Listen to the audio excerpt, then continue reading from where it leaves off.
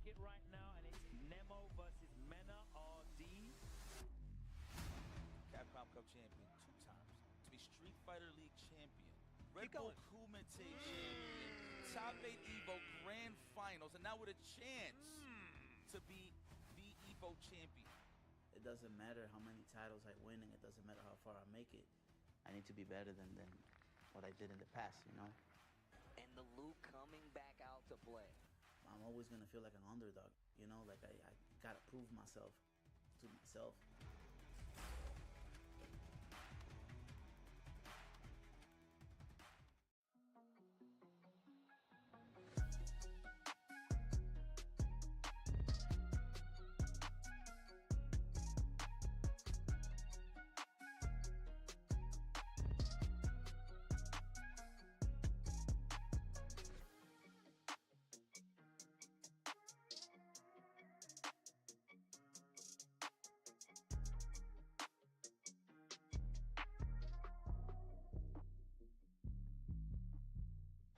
Welcome back to Blink Respawn. Ladies and gentlemen, so far the fireworks are already going off. I'm not going to lie to you. We've had 2 extremely huge upsets. One that we just saw. Vicious, I don't even want to say it, bro. What matches am I talking about?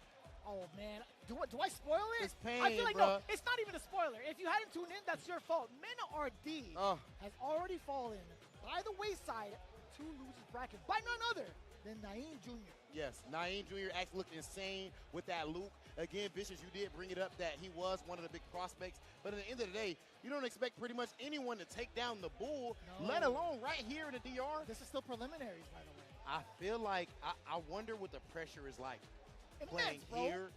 When, you know, there's little kids wearing your jersey and all that. Everywhere you go. So I had worn the jersey. I had worn a Bandits jersey. Even at the hotel, they're like, Bandits, #1. That's fine. Literally, not even everywhere I at go the event. even around the mall, in the venue, too, people are looking at the jersey. They're like, oh, Bandits. Yeah.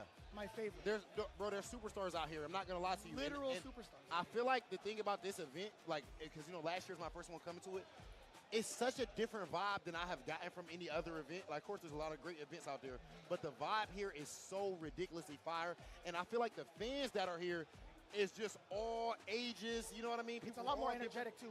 Yes, extremely hype. Like yesterday in the 5v5, the crowd is already going crazy. Like we in grand finals of the tournament. They had to turn me and Yipes' microphone down because everybody was like getting so loud to the point that you couldn't even hear the Oh, you couldn't hear yourself while they couldn't hear you guys. But I actually had one ear out. I'm like, dude, I feed off of that. Yes. That energy is all the way to right. And outside of the Mena match, of course, earlier on, we did also see Tachikawa go down. And then the way he lost, he loses and hits him with the Yeah. So straight there was a pain. moment. Both Rob and I were actually like dissecting those last few moments.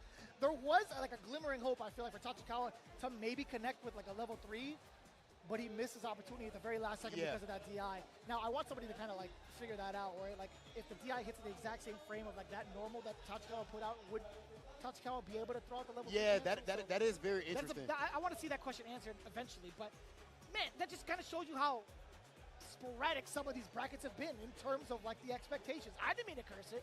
And I tell you what though, Vish, to be honest, in all seriousness, the level of play has risen, bro. Point blank, period, and it's gonna keep on happening as the years go by.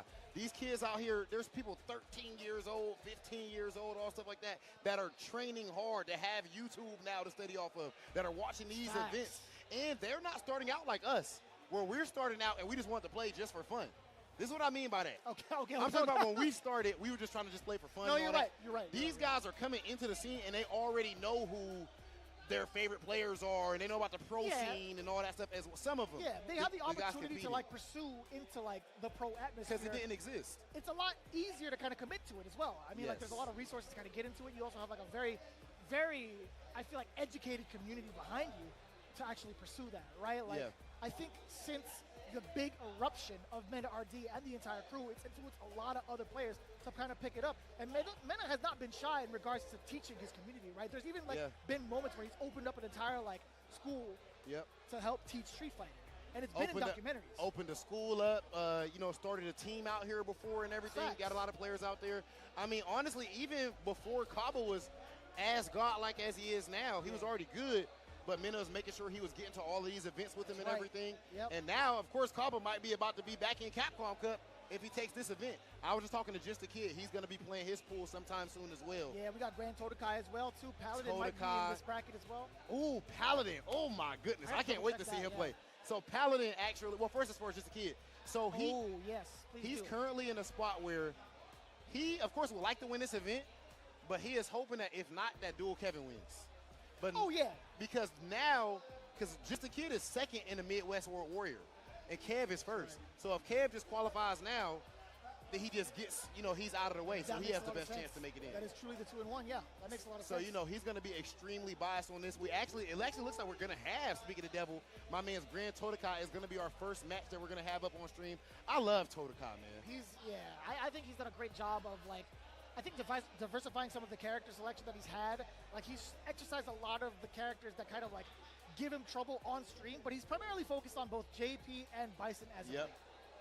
Yeah. Oh, actually, is this the other swim? No, that's the same one. Okay. I think so. The nephews coming back up there on the okay, stage. so is that confirmed? I think so, yeah. Either way, what you're looking at right now, I think Grand Todokai is in Pool 7. He's all alongside Brian D and Shaka, by the way, both from the Dominican Republic. But Kahard, okay, he's coming back up. Yeah. Ooh. Look, hey, you see the little hand motion? He said, "Oh, come on now." I'm telling you, man, the Bandits hoodie as well. This is tournament. That's a tournament veteran move, ladies and gentlemen. Okay, you're not about to have your chair all in the middle of the monitor, and I'm off to the side all crazy. Nah, champion, you're gonna have to move over a little bit, bruh. Our legs gonna be goddamn pressed up against each other if it gotta be, because I need my perfect angle to the setup. I give him the benefit of the doubt. Like, if you want to get closer to the screen, then I'm going to do the exact same thing. There's moments where, I've seen that interaction over on an EVO stage from, like, years before where they were kind of, like, vie for, like, the positioning just right in front of the screen to the point where both of them are just, like, fully front and, like pretty much bumping knees, right? And they're Bro, just, like, you definitely play matches like that. Something your shoulder, you might be pretty much shoulder to shoulder then sometimes. it feels like the old school, like, arcade cabinet where you kind of, like, elbow somebody so they mess up their input. That's hard. I like. Hold up, is that how you got down, Jeremy? I mean, Is that how you got down, only, Vicious? Only if need be. Okay. Only if need be, right? I only open the floodgates if they tantalize it, right? If I they like decide that. to do it, I'm just like, all right, I'll play ball. Yeah. Because I'm not going to go down like a sucker, right? Hey, I'm definitely somebody that's willing to play dirty too. I'm not gonna sit up here and act holier than now. Shout out to my man's Ramsey. For people who don't know, there was definitely a time my man's Ramsey, he was actually using Zangief, speaking of the devil. He goes ahead and puts me in a stun state. I was guaranteed to die pretty much after I was stunned, but he popped off, smacked his controller, and it said it disconnected. I stood up instantaneously, frame one, and said, I'm taking it. That's not playing dirty, though. Sent him home. That's playing by the rules, technically. Come on, brother. That ain't playing Ooh, dirty I at like all. that. You're right. That's playing by the rules. I was being a good member of the community. Come on. read the handbook, brother. Read the handbook. Technically, on this article, it says if you disconnect, you're out of there. All right, Todokai, of course, the JP. Dude, Todokai has gotten second place in online premieres and World Warriors so many times. So I really would love to see him actually qualify for Cup because he has gotten so close. Very strong JP player, and of course the Bison as well. Jesus, and the lockdown. This is kind of expected, right, in regards to the matchup. Not necessarily the players, but I feel like if JP does have this type of advantage from full screen, he's going to be forcing a lot of pretty much projectiles for Zangief to go to. This matchup always makes me think about Snake Eyes versus Reynolds. Reynolds, that's right. Yeah. Yes, that matchup was so good. I don't know why it took me long to think about that as well, but no, it makes a lot of sense. As long as Grand Todokai doesn't fall into the same fate, I should say, because he's looking really, really annoying to face off against. Right now. 100%. I would already be a bit salty. Okay, yep, good punish. Matchup knowledge. Yeah, having that in your back pocket too at all times is pretty significant. Yeah, bounce them up. Power bomb. You know what's great about that? Almost towards burnout.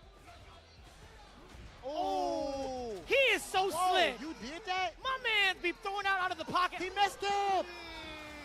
Oh my gosh, that was a Street Fighter 4 excellent adventure setup. Oh my goodness, come on, brother. You gotta, come on. You can't drop, that was GG's. Not too bad in terms of defense, but it's not gonna keep you alive. Okay, the big toss, he still gets it done. Hell But yeah. that was, Kahar had that round. He tries to do, of course, the Zangief jump back into lariat. Add in some Last base frame, the combo, pop him up.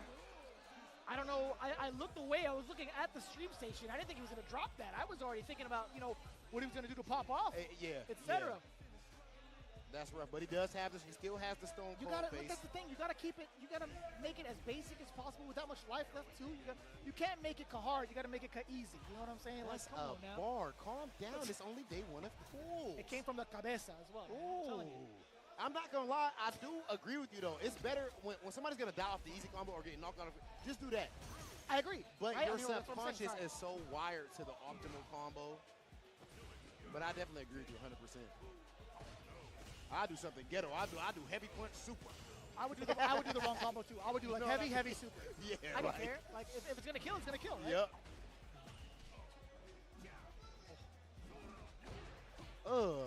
Look how, yeah, that's definitely, look at the jump backs, make sure it keeps his spacing. Of course, Geef wants to be all in your grill, JP not having none of it. Straight zoner, stay back there, champion. Yeah, this is the pocket that Grand Todokai and most JP players want to play at, right? And he doesn't mind giving up that space to be in that pocket more often than not. You see like how he's backing away? That only tempts Kahard to move in a very irrational manner. That jump is going to get contested every time. Him walking forward, obviously you have projectiles. How do you get past this maze, right? And he's so good And then with he utilizing gets the him with teleport. Come on, man. Then teleport to the other side. But at least now his back is to the corner. Kahard has to take a, nope, never mind. Just take a throw. That's what he took. He took the back throw. GG's. Yeah. GG's, brother. It's never a right time to say goodbye. But it's time to say goodbye. I mean, almost. I think it's over with right now, Vicious. I'm not going to lie to you. Todokai is looking extremely strong right now. You just don't feel the same way you feel about you, man. I'm telling you. Let me just that you with me. Gotta figure out what I need. Oh, my goodness. And he needs to finish his combos. Finish your breakfast, champ. I agree, man. Come on, champion. You're going to have the breakfast of champions first. Leaving that damage on the table. Oh, yes, this is perfect for the burnout, too. If you can get it.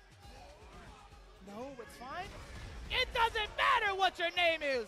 What do you mean, spend bar? I'll spend it this way instead. The damage. OD Borst Dynamite. I said it wrong. I don't know how. Dynamite. Dynamite. No, I'm playing. Come on, bro. I'm totally kidding, bro. That's from a cartoon or some movie. I forgot. Okay. How about that, though? When you perfect somebody back, don't disrespect me like that. Come here. I Man. like that. He took his pride back. Double P on the other side, like that's actually kind of cool. Oh, I love that walk. You got to do the Daigo walk sometimes. I always call it the Daigo walk. yeah, the no fear. Full You know screen. scare, I know scare. Shout out to Chris here. Okay. In the corner, Ooh. SPD. Bang! Drive up. No, walk up. Oh! Hey! Bang! Do it one more time. Hey, of course he's gonna do it one more time, baby. Of course he's gonna do it one more Are time. you kidding What you me? mean? Kahard. What you mean, bro? He believed in himself, brother. He built different, it seemed like. Remember, and he already had dropped the combo last time. Vicious just knocked over his chair. Kahard going Come on, crazy. champion. He doing a little something right now. I ain't gonna lie. He in his bag. He in his Birkin right now, brother. That is crazy. My man is nuts. Okay, trying to get back to that zoning game. But this is the thing now. Kahard's gonna have a better time even dealing with the zoning, in my opinion, because he knows, oh, I can make him bleed. It's a matter of time. It's just a matter of time. Very nice from Todokai. Not looking shaken from getting pretty cooked up that last Man, game. I'm still shaking from him getting cooked up. That's actually kind of wild, man. Because Grand Todokai, again, he has his shining moments of spacing somebody out, but I feel like he might be susceptible more to the mental damage. Oh, but he input error. Oh my God, why is he getting hit? Why is he getting hit? Damn, yo, that was the biggest scramble. You had the double migraine, no Excedrin. He was just taking the damage to the dome.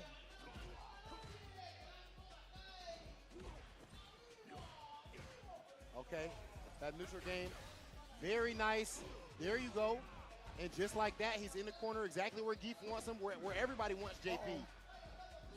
Anti-air. Is he going to wake up with it? Yup, he did. To his chagrin, he did. Damn, he put his finger in the air, too. He's like, one more. One more.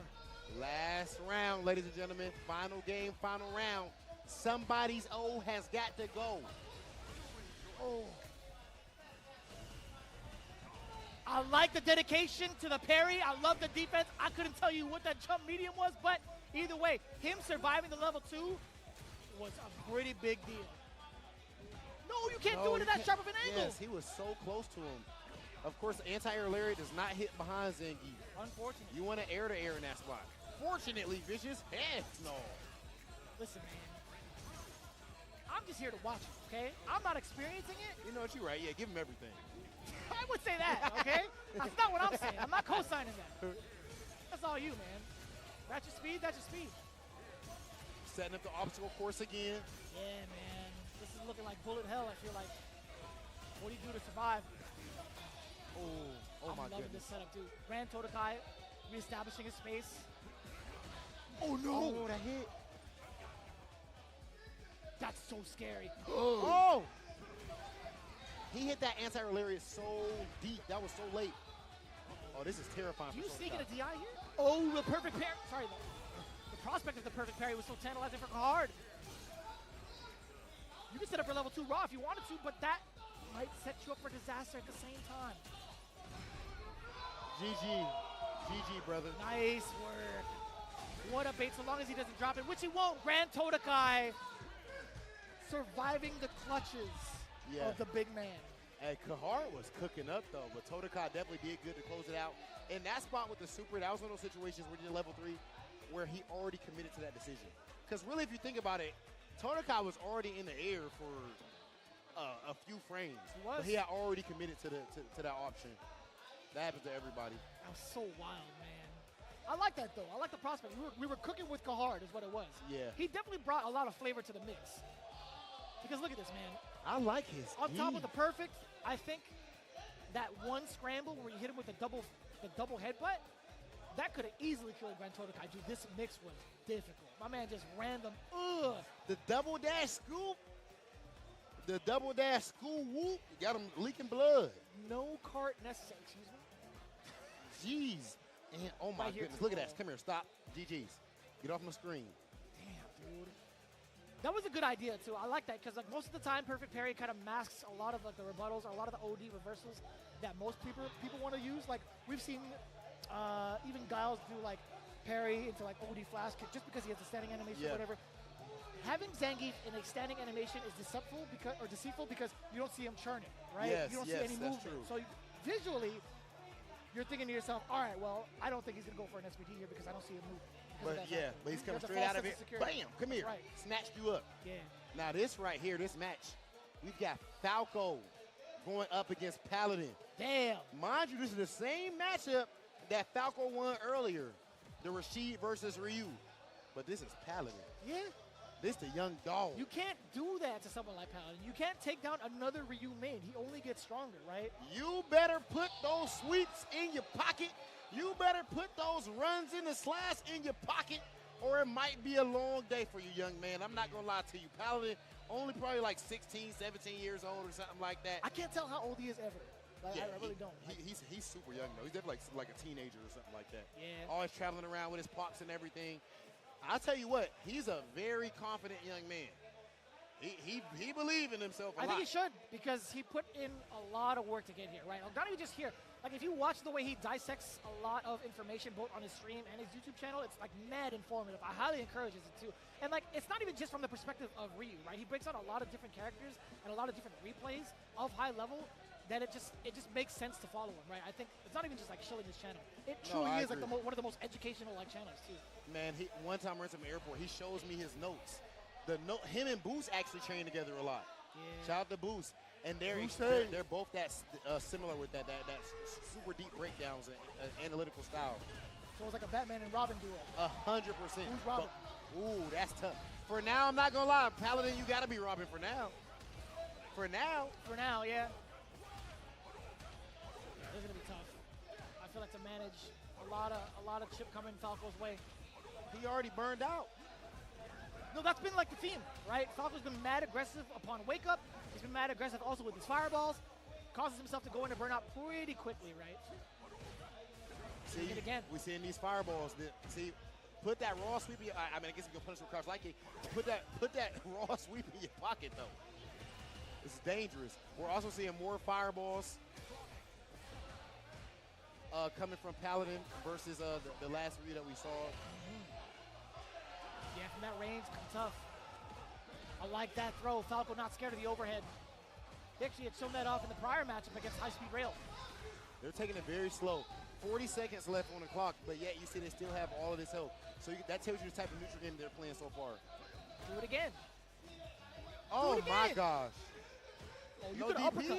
You know what? Actually, I understand him not going for the uppercut because I think Rashid could still wall jump off of that. Right? Oh, okay, that makes sense. That makes sense. But either way, I think it even might if he wall even, it jumps, might even hit the wall jump while he's on the wall. Maybe, I don't know. Or you think at least he might not be able to punish his DP off the wall jump? possibly. Like maybe if you commit to like a higher reaching one like Fierce uppercut, then potentially, yeah. You might be right. No, I think you are right. Nice check. He just take that with you. That was I ain't sick. trying to do too much here. Take that with you. Keep it in He your punched pocket. him right in his forehead. The headband isn't going to soften the blow. Ooh. Not a lot of big punishes from these sweeps, right? It's not discouraging Falco from doing it. No, not at all. He might as well toss it up. That's what you're going to do to punish me. But he is walking himself to the corner now. There's the slide right there. High reward, right? But actually not the highest reward, to be honest. But high risk. The risk reward is not good on that in that situation. Yeah. If it's for the game, that's different. Yeah, that's Hold so up, smart. did that drop? No. Oh, okay. That I was didn't see the yeah, three that, hit. that resets it too. Hashogeki, it leaves you plus, and he went for OD for chip. 'cause he was burnt out, The yeah. deep. Oh, he just burned him out. Okay, I didn't Yeah, know. he was already in I didn't know burnout, it's the burnout. Falco's been doing that a lot, man. Ooh. Oh my goodness, come here. Bro, no, knocking on the door a little bit. Nobody's home. When Medium you- kick. see, when you're beating someone in neutral, he's beating him in neutral, but then he has a strong read on his wake up as well. But you don't even need to take a lot of risk on somebody's wake up when you know when you do get back up on your feet, like an MMA or something like that. Get back up. Get some more of these hands. That's pretty much what we see from Paladin. Yeah. Neutral game, very strong, very confident, and slow. That's so beautifully executed. I gotta say, man, Paladin is just looking way too confident in this match against Falco. I never would have thought to put a jacket on with some jeans and the split toe sandals, but that's fire. That looks, the way he got it looked good to Only me. he could do it. Oh, That's yeah, the oh, for thing. sure. That is Ryu Steez for sure. We look crazy. 100%. You more so than anybody. You ain't wearing those shoes. You ain't wearing those sandals. And no way in hell, no way. Not ever. Goes for the solar Slides, plexus. maybe. Those are definitely not slides. No. So far, I feel like Falco hasn't gotten anything started. It's been complete control. Yeah, this is only going to benefit Paladin, right? It's not going to be within a threat, like a major threat, because the tornado doesn't go all the way through. Yeah, he's not even going to be able to kick it. He got denied from the Quest party, bro. And now you just lost. Now you just lost your level 2. You lost 2 bars. Yeah. It was kind of grim. You know, a little questionable for Paladin. Trying to steal some turns. Okay, doesn't care about it. Having too much Oh, fun. the big jump. GG's. Jeez, you were not kidding. Big jump for damn sure. I forgot he had level 3. Paladin looking very strong. And you know what? He's at that stage in his career where he just needs that one big breakout performance. We know he's good. Yeah. But I think he needs that one big premier, top 8 performance or something like that. And it's going to put his name over the top even more. Love to see the young players like that coming into prominence right now in the scene. It is pretty deep in the pool, right? Of pool B2. So I think and imagine like that has to be like him. I think probably getting it out of his pool, if I'm not mistaken, because we already saw Falco pretty early on. Yeah, this has to that's be true. deep into the running. But with that in mind, again, Paladin, also one of the prospects to make it through. I mean, if he makes that top 8, he could have that big breakout performance today. Who knows? Or technically tomorrow, I should say. He looked calm and poised. Yeah, this has to be at the end of the pool because even the next match that we have is insane too. Paladin looking extremely strong. I feel like when you're going up against someone and you are the favorite to win, that is how you're supposed to look. Very calm. You know that the moment is big for them. Makes a strong read on them early. Yeah. Hits them with the 4 throws in a row. When somebody does something like that, you know they're feeling good. That said, I'm feeling good looking at this next match. Kusanagi Yes, sir. versus Young Ho when fire meets fire. Oh, that's true. In terms of like how they want to play, they both Yep. are rather aggressive. I like that.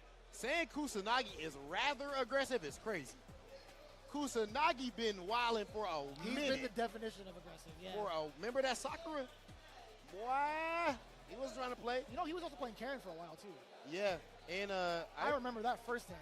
That Oh, hurt. really? Yeah, just once. Just once. I only had the opportunity once.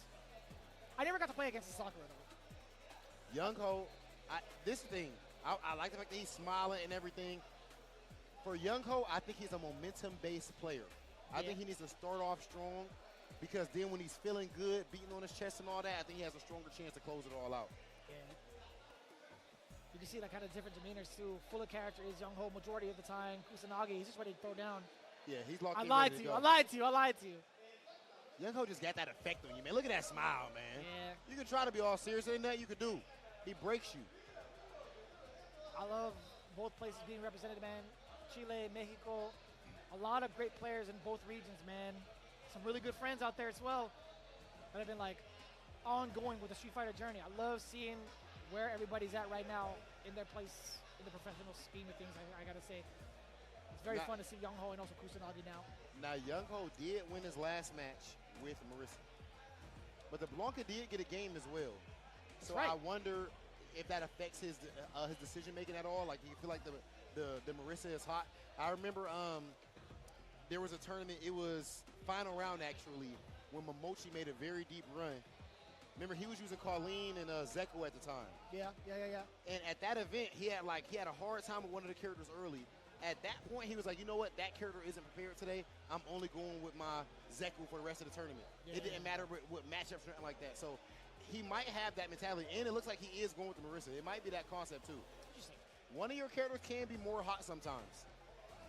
It's kind of wild, too. Kusanagi not opting to go for the Akuma. He's going straight to the Ken match. You know what? Marissa does not like pressure. She does not like having to deal with that rough, the wake-up game. Of course, we're going to see a whole lot of Jinra rush down. But Akuma, I definitely think smokes Marissa. Oh, I that think so matchup, too. I love that matchup with Akuma. Yeah. You can just see, like, you know, how detrimental is that matchup against Kuma in regards to the life though? Like 900 to 1,000. I feel like no That's matter what how you makes spin it it, Marissa's still gonna dish out damage, right? Yeah, you know, you're right. I'm not going to say the matchup is impossible, but I definitely think it's Akuma's favorite. But yeah, at the end of the day, she hits so hard. She hits so hard, yeah. Yeah. I think no matter what, like, she's gonna hit you for lethal regardless if you have 1,000 or 900, right? I see what you mean. That's true. That's true. Kusanagi starting off on the right foot. Yeah, there's not really a lot. Like, you have to kind of predict the throw coming to defend against it because her kit does not allow her to get away from it. And I like that. This is exploiting one of the big weaknesses that Marisa has. Backdash is not going to allow her to punish because it's just too slow on recovery. Level 1 can get thrown, right? And he just built that bar up also. Definitely has a strong read so far. Okay, nice DI. Big read there. You had to make that read. Safe jump, come here. Oh, bury him in the sand. You see how deep Ken's face is buried in the beach? Ooh. Look for the cross medium punch. Punish. Come here. Ugh. He baited that too. Damn, the Magnum Bunker. Now, Hell, of course, Kusanagi loses a bar there, but it's not too bad because he has all the time in the world to build it back up. I think, of course, he still should get a level 3 this round. Look at all that meter being built up already. Even those hits on block, ladies and gentlemen, make sure you, of course, you do notice you are building up meter as well. Everything counts. And pushing your opponent back into the corner. Young Ho also starting to recognize what to do against some of the jumping he can. You saw the Gladius actually being exercised at least once. Safe jump setup. Oh, regular throw. Come here. Sit him down. Gladius, blue blades. Oh my goodness, he tried to finish him. Why did I say Gladius? That's not the same thing. Sorry about that. Go ahead. Demokairos is what it is. Ken back throw. How many times have we seen Ken back throw somebody into GGs over the years? And here we go again. And here we go again. To tell us all this time. Come here. You literally called it. You preface it with the exact same notion that Ken will be able to throw you to death. That leads into the big one-punch opener. The level 3. You know what I love seeing from Young Ho so far? He's been extremely consistent when it comes to checking his drive rushes. Like, he checks every single drive rush, it seems like. So that's something that Kusanagi can't really get away with, but at the end of the day, he clearly didn't end up needing it. Dragon Lash counter hit. He tried to check it, but no. GG's. That was broad, too. Gonna knock him down. Yes. It's still going to be. He tried to jump out of there. That is not a punish because it is indeed a safe jump. Yeah, you can't punish off a perfect parry right there. Yeah. It leaves your opponent at -2, right? So I'd imagine Young Ho just try to get out of dodge. With the normals, I feel like there's always going to be like a response coming in for someone like Kusanagi, right? A baseball bat of a normal. Ugh. Kyrus again. Look at that. Look at that. carry. The corner carry was ridiculous. Beautiful. Kusanagi don't want to deal with any of that guessing on his wake up. Ah, the classic. Good block. Try to empty low me, brother. I respect it. Yo! Stop. You tried to throw a medium for what? He was ready for that too? Kusanagi. Sharp as a knife. Yeah, Young Ho is definitely going to have to switch something up right here because it's not working out. I think he's not looking horrible or anything like that, but Kusanagi clearly has a read on him. And it's hard to know exactly where he's going to go next. Like, one time in this game, we've seen him go for the raw Dragon Lash. He's not somebody who has, like, a very obvious method to read. Yeah. And you can see it. Young Ho is also trying to test the waters, right? He intentionally dropped just to see if Kusanagi would respond with something wild. Kusanagi, of course, we did see him qualify last year, beating Grand Todokai last season in Grand Finals. Actually went crazy through that entire bracket, and we're seeing exactly why. Trying to repeat the same thing here in this season. No way. Yeah, that's a great response to punish counter. But you know, if you're Kusanagi, bringing Young Ho back to 0 is great while you have Drive Rush, right? This is exactly why. Now you get to almost ensure a pretty big deal against Young Ho. Boom! I wonder, yeah, I think, funny enough, I always forget this fact. Obviously, Kusanagi, nothing really left to kind of like finish the rest of that combo, but I always forget that Morisa can still contest while in Burnout. She does have armor on her moves. She does have also level 1 with armor in it. Yeah, you know, I'm not going to lie, bro. I feel like it's a bit saddening for me to see my man's Morisa go down in the end of the day. But you're going up against Kusanagi. Kusanagi was favored in that match. I'm not talking about character. Just I feel like even player-wise, Kusanagi is absolute. Kusanagi is insane, bro. I mean, especially we seen what he did last season. Again, 3-0 in Winners Finals, 3-0 in Grand Finals, going up against Grand Todokai, who was looking insane as well. So I think Kusanagi has a good chance to make a deep run here. But Young Ho is in loser's bracket now. It is not over for him. He still was looking solid. I think he did not look bad up against him. It just, you know, he never got it going all the way. It was kind of rough, right? I don't think there was enough time for him to gather information against Kusanagi, right? Kusanagi is definitely one to get downloaded in a longer set. 2 out of 3 is his territory, in my opinion. Yeah. But I also think, like, maybe, do you think the Blanca play would have given Young Ho a lot more freedom to play around Kusanagi's, like, overall toolkit? I do. I actually think that the Blanca pick would have been a lot better. Just throwing him off all of that movement. Of course, using the level 2. All of that stuff would have been a whole lot better. I feel like instead of going with the Morisa. Morisa isn't really somebody that's gonna mix you crazy per se. Yeah. Because you got to get in there. Her neutral game isn't necessarily the strongest. Yeah. I also think like it just alleviates a lot of the pressure from throw loops, right? Being able to have like an OD up ball, back dash as well, is a pretty significant deal outside of, or in comparison to Morisa, where she just has to most of the time guess or hold it, right? A wake up air EX ball too. This is crazy. This is actually Shaka insane. versus Brian D is crazy, bro. This could easily be a top 16 match, something like that. Wow. It's facts. Shaka versus Brian D. Yeah. This is not going to be easy to call whatsoever. I think a lot of people would assume that Brian D would take it. I could understand that, but I think that might mean that you might not know about Shaka. This is Shaka 22, correct? Yeah, I do believe so. This The that Rashid Shaka. player. Yeah, the Rashid player. So I'm actually kind of curious. Like, this is also the same pool as Grand Todokai. But seeing them, yeah. I wonder if this is like, how far deep in the bracket is this for these two gentlemen, right? Like the fact that they're playing off against each other is kind of wild. That is actually. And Shaka, I remember he used to use, Shaka 22 used to use, I want to say Shaka had to play Dawson back in 5 as well. Okay, we're seeing some DJ. Of course, I'm expecting us to see Guile from Brian D's side. Yeah. Yeah, I agree with that. It has to be. Like, Brian D had such a deep run in every single weekly event that we could ever ask for. I mean, we talk about that, too. And this Shaka? is not Okay. Shaka 22. That's why there's no 22 on there. Okay.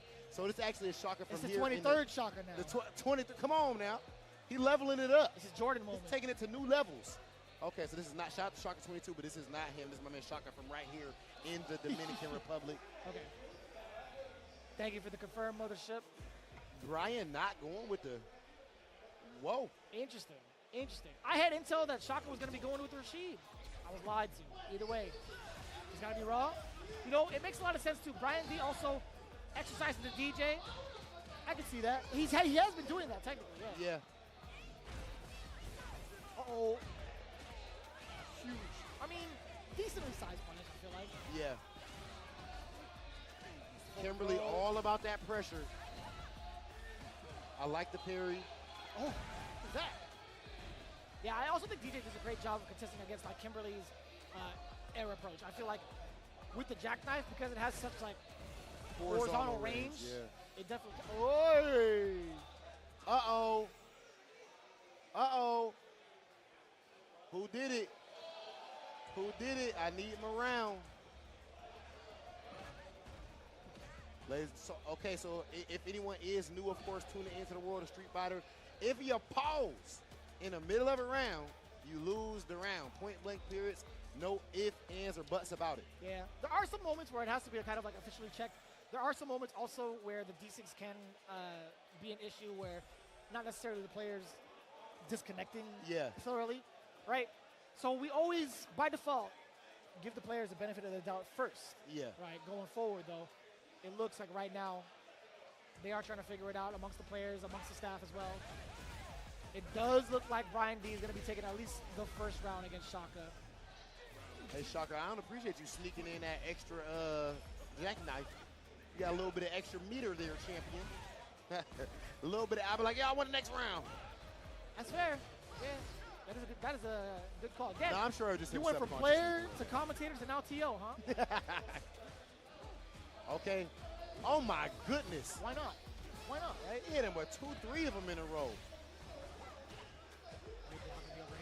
Shaka has been pretty low on the drive gauge. I do agree with the aggression, but Brian D, we talked about that parry, still maintaining the charge, masking the charge, if anything. DJ is just so solid all overall. Did he really go?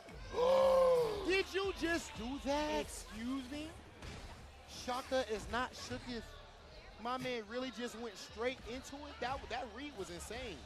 Of course, Kimberly now powered up for the rest of the match, but there is no rest of the match. GG. That was it. Take that power to the grave. GG's, brother. I mean, Brian, that's a tough opponent to go up against off the rip. I actually do like seeing that he went for the hop kick into the level 3. Surely. Just because that tells me that you don't know what I'm gonna do. And I don't know what I'm gonna do. But honestly, I think there's so many players who would normally go for something in casuals or something, but then now, I'm on the stage, I gotta try to play perfect and play solid. Or people, man, do what you need to do to win. You have to go through the phase of like preparing for all the wild stuff, all the random anomalies that could happen in pools, even if it's on stream. It's still that part of it. It's still preliminaries, right? What will it take for us to see Steve dye his dreads blue like this? A lot. You think so? A lot, yes. I couldn't even tell you the amount. That's how much it is. Look at the rush down. Look at the rush down. He's not done. I'm going to try to make that happen, ladies and gentlemen. Oh, my gosh, the bait. Why are you trying to throw tech? Just hold it. And it was a count. Oh, my God. You were talking about it early. Shaka is definitely not shooken. Come on, man. He ready. Looking perfect. You know that game? You know that round I gave you? Yeah, that was just, that was just a little handshake. Yo, I feel like 90% of the time when you play against Kimberly players, the round starts with a drive rush. She's got different options she can do off of it. What? That was kind of sick. I like Brian D committing to the parry, too. Yeah. That could have been disastrous. That could have been forward throw into can. Yo, this game is kind of a wash, though. Don't tell me it's a double perf. Okay. Thank you, Lord. Hella plus. Oh, but hella dead. Wow. You are not going to read me. You're not about to just sit here and pressure me for free. We're going to put some, we're going to phantom tax it. You ain't just about to eat in my presence. Phantom tax. Love to see that defense right there from Shaka. Yeah, bring out the big dog. Huh? Bring out America. You know about to just get this free dub? You better bring out America if you want to try to do something. Huh? That's a different temptation bracket, I feel like. Tip riffs, they're saying, huh? I don't know about all that. I don't know about that either. I don't like that. I don't even know how that works. All right, ladies and gentlemen, last game. Brian D going up against Shaka. If it's not the drive rush, it's something Now crazy the with EX OD run. run. Oh, that was punish counter. I think. Do you think he would have had like standing medium punch within range? I Probably think not. so. I think he might, maybe. It is kind of rough. Ooh. Let's get the tick throw. Can do it again if need be, but now he's pressured with the normals. He's layering it pretty well, but Brian D, speaking of layers now, I like his options on defense. Yes, sir. No neck hunter here. She has some really violent move names, by the way. You know, like the knock-up that run into like the knock-up? Yeah. It's called the torso splitter. Dang. It's violent, right? Neck Hunters, torso splitter. That's wild. Assassin, bro. No, you never just get the free teleport on me. The free OD teleport. Oh. Oh my goodness. Oh yeah. Oh yeah. Come here. Wow. What a bait. That Is was Brian D going out like this? no way.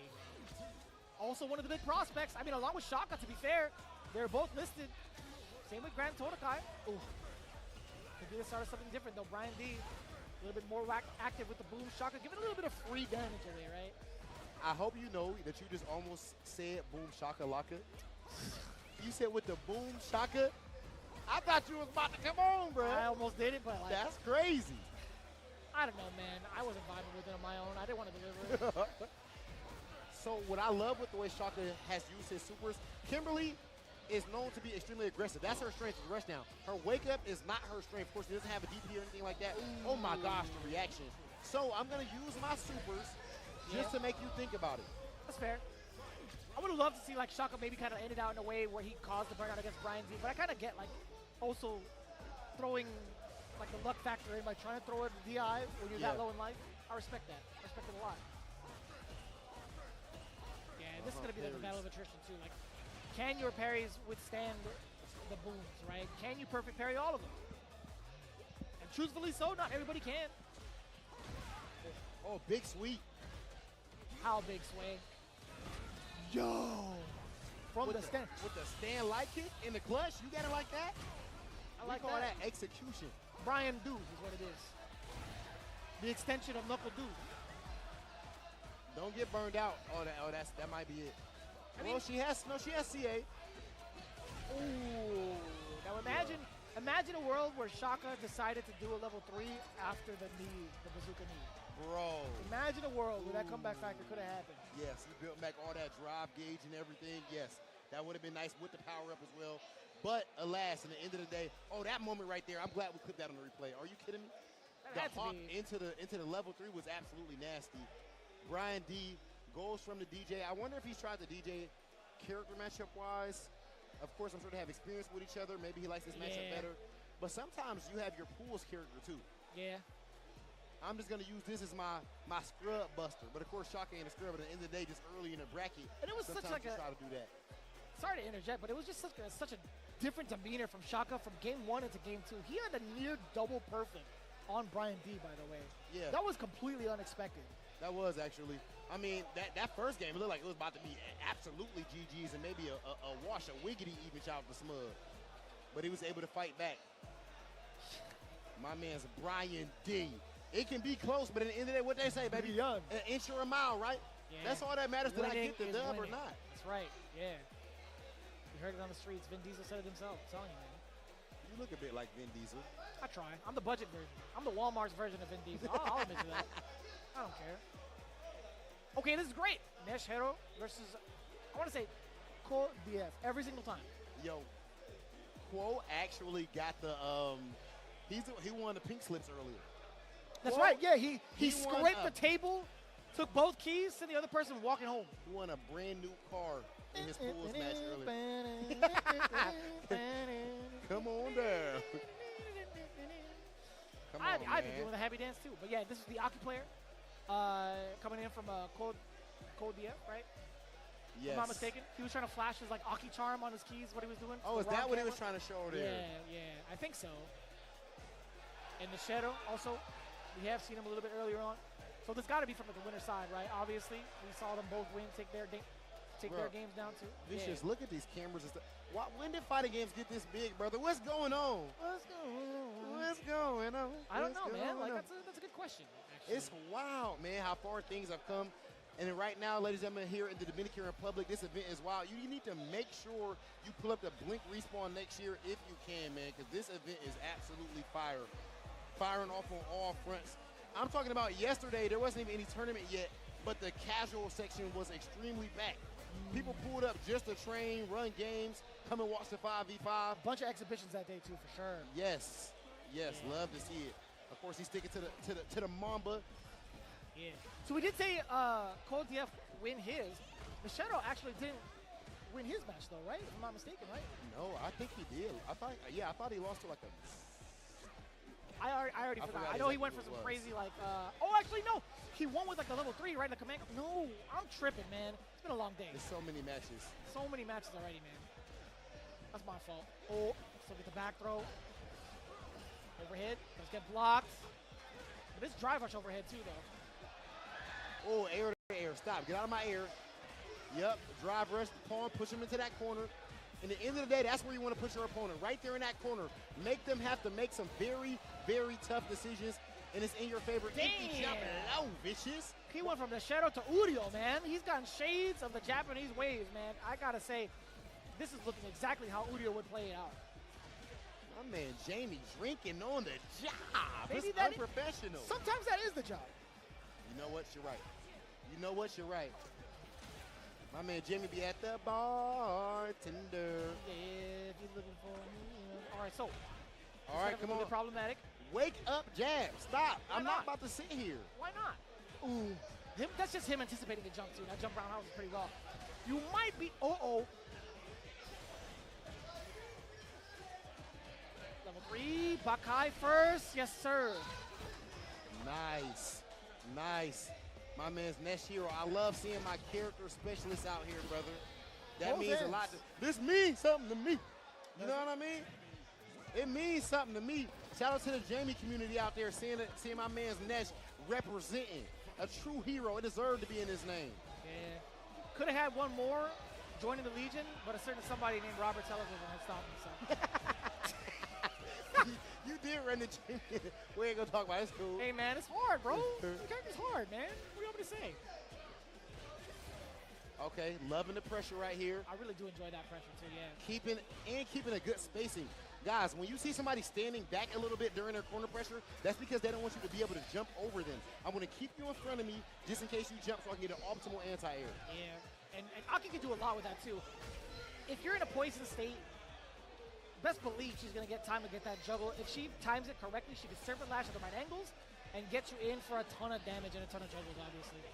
Oh, big punish. Drink up maybe 2. Yeah. Take a double shot. Oh. Should have hit the double shot. Double shot of whiskey.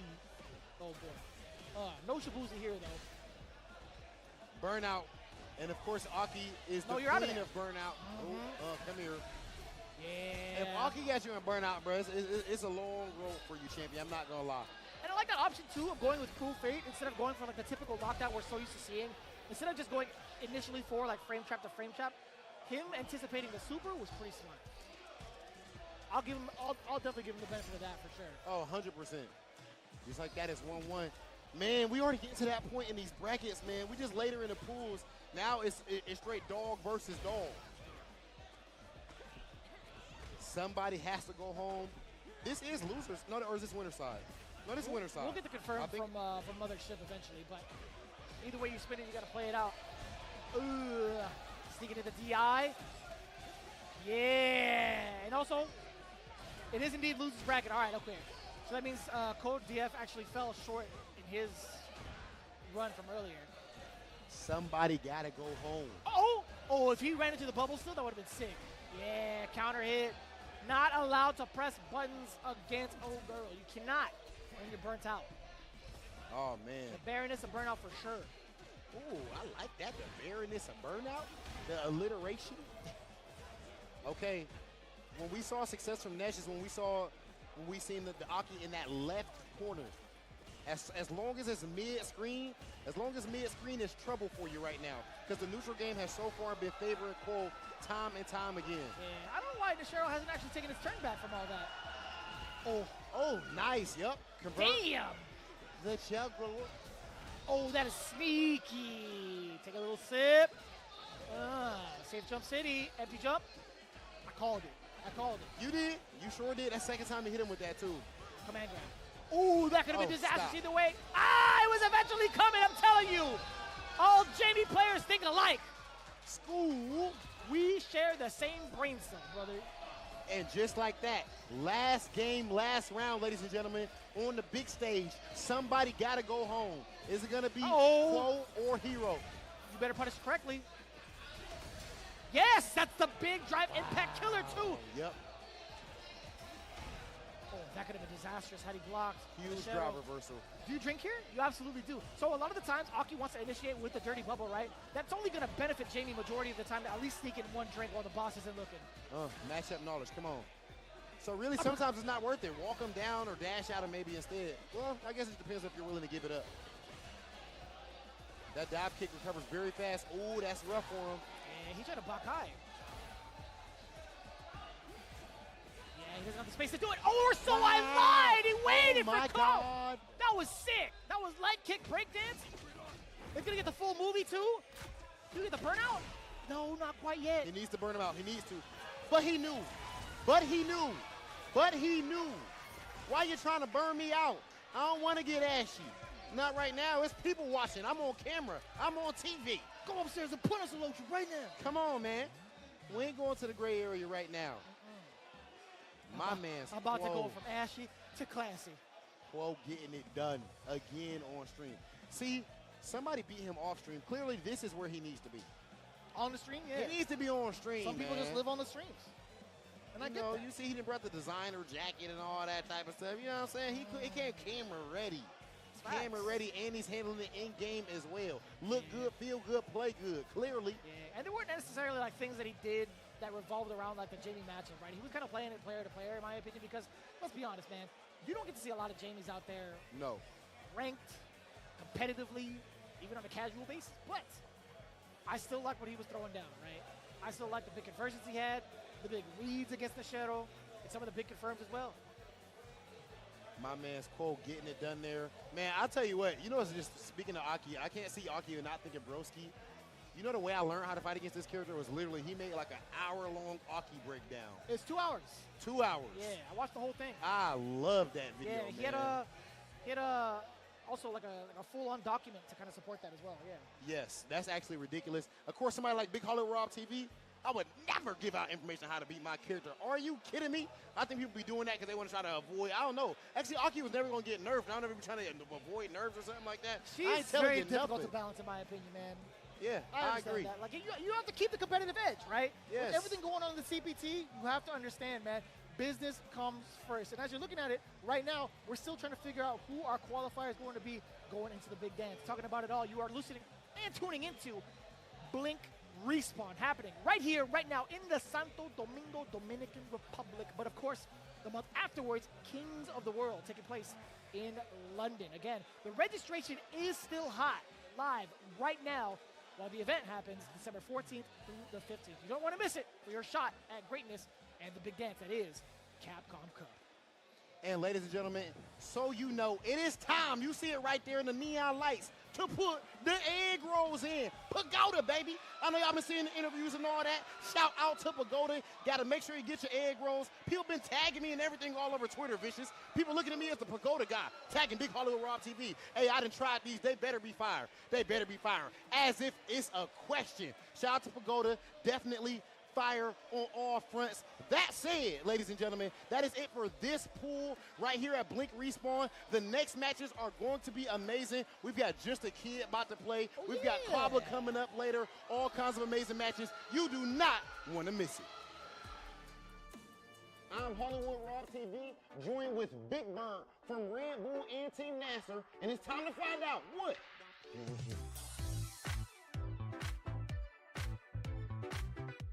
So, Big Bird, tell me. When it comes to brotherhood, right? There's few things that can bring somebody closer than touching egg rolls. So can we please start the interview off right there? Bam, hold on, let's see what it's hitting for. Try to pagoda, come on.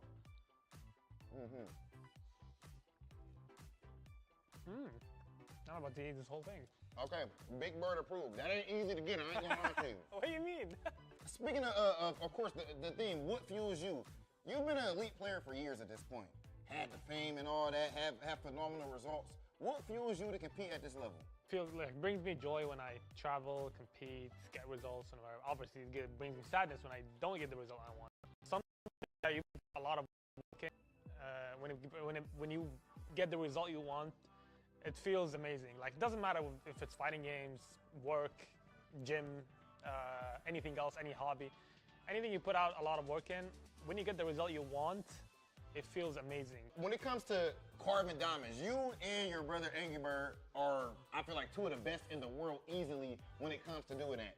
And something fascinating about you guys, over here in the States, you know, when I was playing, it would be me and Knuckle Dude training and Punk and all these type of guys. Over there, you didn't have that same luxury. It's you and of course, there's a lot of other players, but as far as like elite, like super elite players, you guys somehow are able to get to this level. How is this possible? We watching you guys on YouTube and everything. Are you two like just your main training partners? And how is it even possible to get to this level like that? We do have, right now in Street Fighter 6, we do have more players compared to Street Fighter 5. Like, aside from Angry Bird, we also have our two friends, Abud and Hamoud. They went to EVO Japan, one of them got 17th, and the other got 33rd. Is it like, oh, I mean, whoever wins is cool, I don't really mind? Or is it, do you still, like, does it still hurt to lose if Angry Bird beats you? And vice versa, you know? Yeah, I mean, when I sit down and play versus Angry Bird, I don't look at it as, oh, this is Angry Bird, I can't lose to him. No, I look at it as, this guy is standing in front of my... Just like anybody else? Yeah, he's standing right in front of my path, so I gotta get him out of there. So, but when I start thinking, oh, this is Angry Bird, I can't lose to him, some other things might come into play. You might get more nervous, you might get more uncomfortable, you might start playing out of your comfort zone, stuff like that. Hold anything back in training? No. When I play Angry Bird, it's full, I show all my cards, he shows all his cards, but doesn't mean we can't go back to the lab and maybe check something out, figure something out. He told me he was like that. Yeah. No, I'm lying, bro. I was about to call him right now. I was about to call him right now. You look so hurt. You look betrayed, bro. Yeah, I was like, what the hell? Because he'd be beating me like a lot. I'm like, that's what him holding back? Ladies and gentlemen, I've been your boy Big Hollywood Rock TV. This has been Big Bird, and this has been What Fuels You with Pagoda.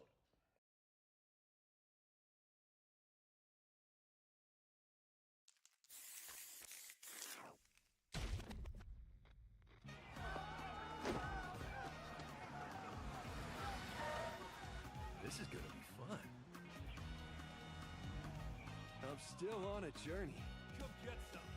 Traveling to new places, experiencing new things, meeting new faces, having good fights. Fight, drink, eat, sleep, repeat. Seriously, it's a good life. I'll pick up the check.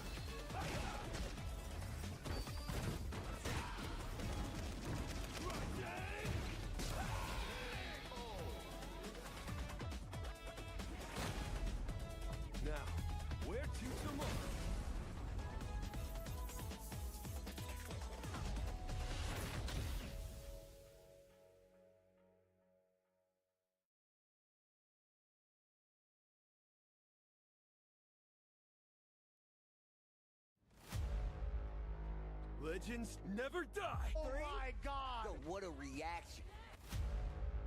Ladies and gentlemen, UYU are your Street Fighter League US champions. Minna RD and the Bandits, your SFL Season 6 champions.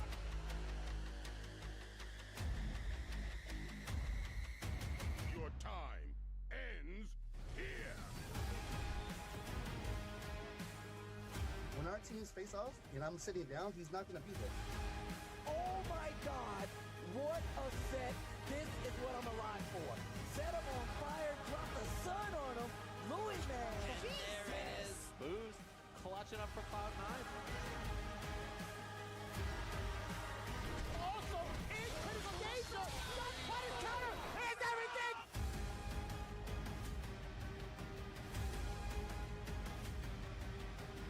And then RD, he was ready for it. Find me better, Street Fighter. You gonna tell me that wasn't godlike? Now, fight.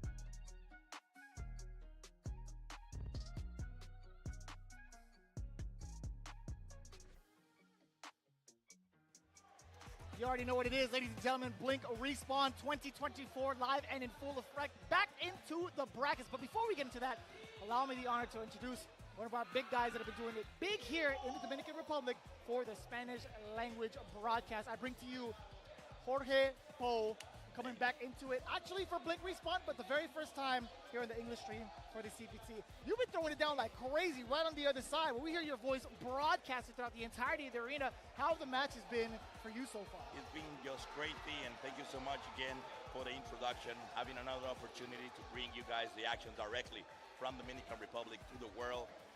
It is my pleasure to have the opportunity to give you this in live action. As you mentioned before, we started off on Spanish since 11 a.m., give or take, and the action was just crazy.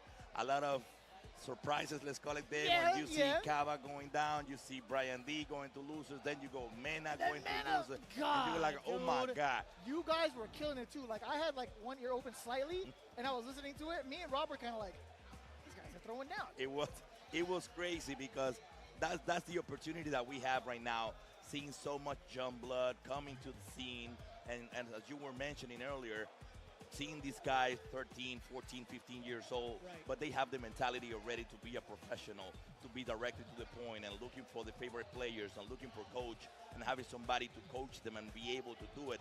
Back in our days, was unfortunate that we didn't have that opportunity because we do have just the arcade. So you go to the arcade, you need to put money in it. You don't have a training room. You were devoted regardless, right? That's it. Yeah. So you were just looking after those guys, but you didn't have the opportunity to face them ever. Now, with this opportunity all over the world, we are allowed to actually see our favorite players doing their thing, ask for advice, and then take it to the next level. Yeah, you already had like the insight knowledge going into it, right? You actually were a very pivotal part to Blink Respawn last year, throwing it down for pretty much like all hours in the day. I was actually able to catch some of your broadcasts too for some of like the SFL US. I saw Dijon on there a couple of times. That's over. Correct. You guys have been killing it. But man, in comparison to last year, in regards to what has been going on in your scene, how much of an improvement have you seen thus far? Well, I can tell you that all the young people that had get involved in the community has bring another spark of fresh air. Let's call it that way, right? So we do have the old school guys are still in the scene, but then you having these new guys, as you saw Caja fighting against Granto Dakai. He's one of the new guys that just came up out of nowhere, playing with Gief, and he's doing a fantastic. And then you have some other names like Molina. There's two guys, 13 and 15, they're brothers. Crazy. And his father is all along with them. The same you see with Blas from Chile. You got his father right next to him. He's his coach, and he motivates him to be better every day. So seeing that scene growing up year by year is just a bless for be able to actually see that firsthand. So I love it. Before we get into the pools, I know we've been going through B, A thus far. We are in the C block now. A little random question for you. Now that you've seen how many killers have like cropped up from the, latest generation and how hard they're playing, do you think you'd ever want to like throw down with them again? Well, would you want to go like one-on-one against them in the pools? I definitely wouldn't, because they scared the hell out of me. It is indeed. It is scary, but you know what? This is the challenges that you need to face in life. And every time you have the opportunity, you go for it. It don't matter if they kill you. You just need to be there, do your best, and keep trying. So this is just keep trying, guys. Facts. It's facts. That's it, because this is the thing that I've noticed with some of the new guys coming up. They were, they were scared, they were nervous because you're in front of the camera, a lot of people cheering your name, and then you said that's the reason why you need to show up to these type of tournaments. Exactly. So for you to be able to enjoy and get your adrenaline at level up, to be able to perform at the highest level, but at the same time do the best that you can do on your abilities. Facts. Couldn't say it any better than that. Now with that in mind too, with that all said, Pool C just about to start right now. In regards to what has happened thus far, in case you had missed it, there have been a ton of heavy hitters throughout every single block, and it just so happens that some of your favorites might have already gone to the losers bracket. However, we're restarting things up. We got Roy and Choppa facing off against each other. I had the luxury of being able to talk to at least some of the DR team about Roy as well. He has been doing damn well for himself thus far. Roy is one of those guys that is been in the scene for, I would say, 10, 20 years. Since they were quite young, and he's always a top performer in every game that he ever picked to play. He's no difference in the Street Fighter 6. He was part also in the Street Fighter League. He was trying to actually get in there, but he was able to pull it up in the World Warrior. So he was one of the top finalists. We're doing just great, and he's quite talented. I hope that he can perform in here. We do have, I guess, another one of the Chilean boys that are coming up in here. So let's see what they have to offer. Very much so looking forward to it. In fact, in this pool as well, Jimmy DR is actually involved, if I'm not mistaken, right? Yep. He should be in the mix. Let me check that out. Yeah, but in the meantime, we are getting the button check for those just tuning in. Again, this is the very beginning of a couple of the new pools. Pool C, primarily. You're going to be seeing on your screen, no pun intended. But yeah, Roy also doing a pretty great job in regards to like what he was throwing down in the exhibition. My man was showing me some pretty good discipline overall with JP. Understands the spacing too, of like when to set up the traps, when to get aggressive. Like, I really appreciate a very aggressive JP. Yep. And he definitely exemplifies that. As you were mentioning, you have a Jimmy in this pool, and you also have Roy as for the Dominican community. We have also international players on that one. Choppa from Chile gonna be facing Roy, who has several players because he does have the JP. He brought the JP right here, but he also have some backups in it. So round 1-5. And this is it, guys. Let's do the pressure in the middle. Thus far, you've seen Choppa kind of like stop Roy from throwing out some of the early projectiles. That's got to be like a big sign for Roy to either back off or at least give him a different look with normals now, right? Absolutely. They try just to do the fake. That's the fake, just to make you jump, and then they take control of it. He already have it on the corner. So let's see what the mix-up will be. Yeah. Okay, here we go. Ken doing his thing. As he should. Yeah, of course, going to be able to get that anti-air with the uppercut. Nice and easy, right? Nothing overzealous. Yep. Nothing overcommittal. Keep it a normal. Okay. Then you have the cane in the corner. And the mirror. Oh, the ground spike doing the thing. Yeah, and then you got the fake again. You see? And he's exhausted already. That might be a problem. There you go, the cane, and he got the round. So you already start to see the adjustments too from Roy, right? If he's going to play the projectile game or continue to, he has to keep in mind that Choppa is looking for one opening to drive rush forward. Hence why he trains the timing and the distance of the projectile, the OD version, right? Absolutely. Using the parry in the perfect distance to be able to punish those. There you go. He got another corner. That's the tech throw. Okay. The fireable in the close range. Let's see. Okay, we got the three. Oh, he got it with the command grab. Oh my God. Did you get caught? Because I definitely got caught. Oh my I'm God. not jumping that. Everybody took that one. Okay, here we go, Chapa in the corner. De La Busca. We got the level 2. Oh, wow. That was so nice. Great choice. He's been going to the step kick a lot, right? I think that's the first time he's actually gotten a big conversion out of it thus far. But Roy also keeping it very active on this part of the screen against King, which is very difficult for Choppa to decipher whether or not she keeps swinging. Absolutely. That's the difference with that time. Whenever you're facing a Kane in that distance, you need to be able to pick your battles, and he's exactly what he's doing. That's why he's keep using the fake fireball just to make him try to do the drive rush and then punish it. So great choice and a good game plan for Roy. Overall, a lot of confidence being exuded from Roy. I think he's doing a great job of deciphering when it is that Choppa wants to go forward with some of the steps, even with the drive rushes. I want to see Choppa kind of like tone it down just a little bit, perhaps. Maybe even like, I want to say like Fireball isn't going to necessarily be a threat from Ken, just because of how much faster JP's ground spike is going to be in comparison. No, and specifically, Choppa in this case might be feeling the pressure of having a big tournament like this, facing a guy about to do it to the big leagues, right? So this is the first time we ever seen him in DR, so there's a lot of pressure behind it. So let's see if he can make the adjustment in that regard. There you go. You see the fake again, just to 3. There you go. Then you got the back throw to the corners, already exhaust. Oh my God. Pretty tough, right? Like Choppa has already expended a lot of his resources on defense primarily, and Roy's kind of made him pay for it, even with the throw as the punish counter too. But yeah, that was going to be like, I want to say pretty inevitable, right? There was 0 bars to the name by the time he had the drive impact out anyway. Oh, the throw made Eddie. Oh, he dropped it. Okay, what's going to be? What's the mix-up? Oh, the DP on point. The anti-air, he got it on the corner. While the Mexico will be 53 seconds left. He can still do it. Okay, he got the throw. What's gonna be? Guess in time. Upper oh, the DP on point as well. I will go the tech throw. Get out of there! Oh my God! You know what's funny? You have so much time now from that part of the screen, like you know it's coming. You know it's coming. It was like a horror movie, you know? Like, don't knock on that door. Get out! Get out! There we go. Roy doing the thing. Got him by surprise with that. Oh, the overhead. Literally just gonna be. Okay, he's saving the level 3 just to finish him up. He got it on the corner. Choppa. Oh, the Nishan wake up. He forgot all about it, man. That's the big problem. You can't necessarily get that pro loop threat against someone like JP because he has such great answers to it. Oh, Lavushka again trying to break the defense of Choppa. He did, and he's gonna pay the price. Let's see if he's gonna do the final conversion with level 1 exactly. Getting the maximum damage, and unfortunately, that DP at the end didn't find nobody around. Tigers Roy moved to the next round. Wow. Yep, they did their thing. Yeah, man, Roy is just mad impressive, right? Like he adapted pretty well right off the bat. In regarding to like how Choppa wanted to play kind of aggressively, I think there was a lot of step kicks involved, a lot of drive rushes, very, very basic understanding of it. But even further on, I think like also him hitting his defense in the corner, his understanding of what Choppa wants to do has been very much so on point, right? It's so hard to kind of like guess what a JP player is going to do on Wake Up. That's the difference and that's the beauty of Street Fighter 6.